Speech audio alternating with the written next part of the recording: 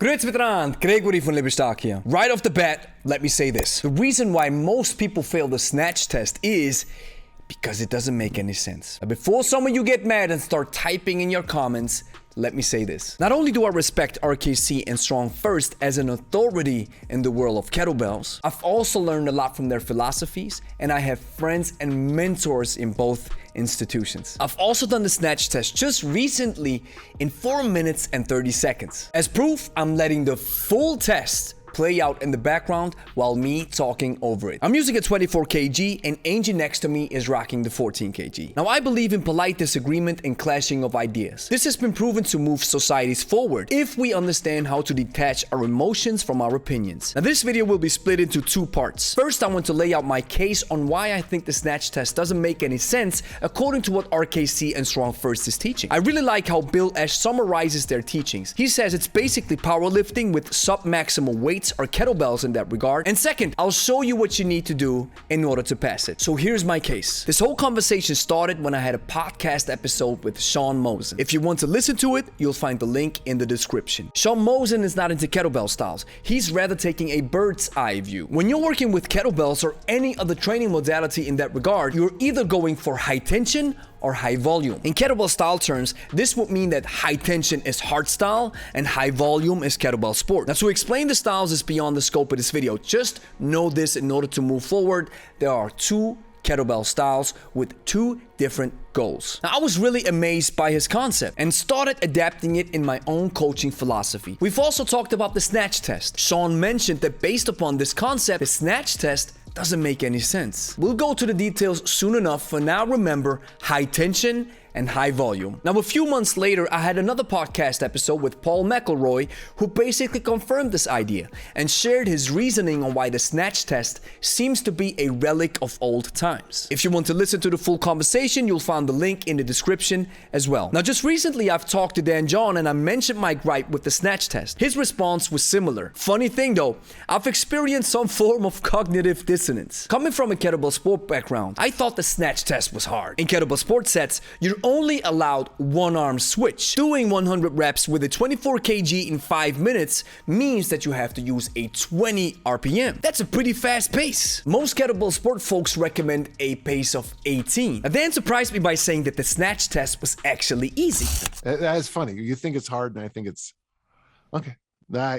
It's the standard. You think it's easy? It's or how I don't want to do it right now, but yeah, I don't think it's hard. Yeah. And that's actually why I did it, and come to find out, it really is. If you're able to switch sides, it's actually a decent walk in the park, and I was able to bust out a 22.2 RPM. Now watch until the end of this video to understand why I'm saying this. Now let's get back to the high tension, high volume question. First, we have to understand the 4 tenets of strength: force, work, power, and endurance. Force is mass times acceleration, or how much energy you are able to put into an object. Work is force times distance. In other words, how far can you effectively move that object? Power is work divided by time. This means how much energy can you squeeze into a given unit of time. Endurance is the ability to apply maximal average speed of cyclic locomotion. In other words,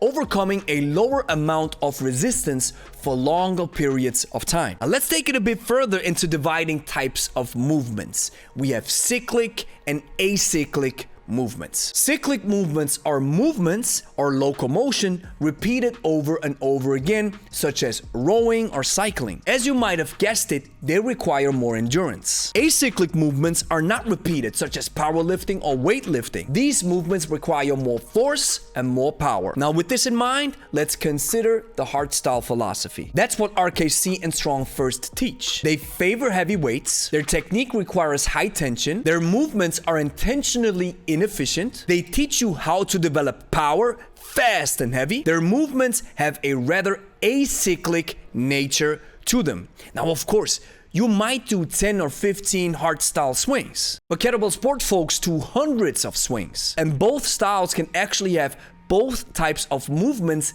in them. That is why I'm saying hardstyle is rather acyclic for power development and kettlebell sport is rather cyclic to develop endurance. Now let's consider the RKC StrongFirst snatch test. With a rep range of 100, it clearly qualifies as cyclic locomotion. Now in Sean Mosen's words, this is considered high volume. Now if we work with high volume, we would want to use a technique that is geared towards efficiency. So if we apply a movement pattern and technique that is geared towards fast and heavy power development, yet we use it for a test that requires the opposite, well then we'll have people either fail or develop sloppy technique just to pass a test that is hard or tough. Now of course, if you see long-time hardstyle practitioners, they're able to beat the snatch test easily. But the snatch test is for beginners, so if we let new coaches and beginners in kettlebell training, so to speak, jump into a test that clearly requires a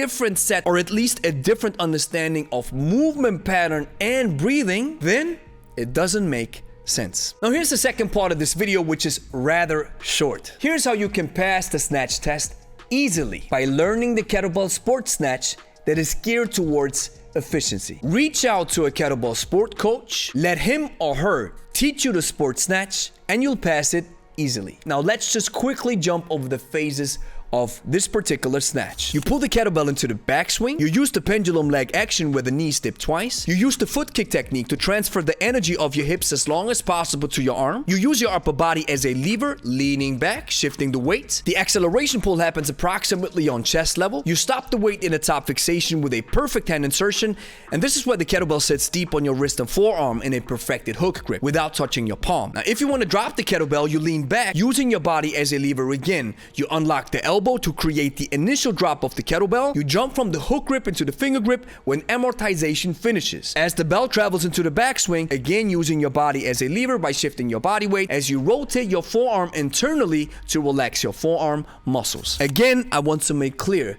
that this video is not an attack, but a proper, at least in my opinion, critique. Thank you for watching. If you liked the video, like it and consider subscribing. Let me know down in the comments. Am I missing something? Am I wrong? Do you agree? Do you disagree?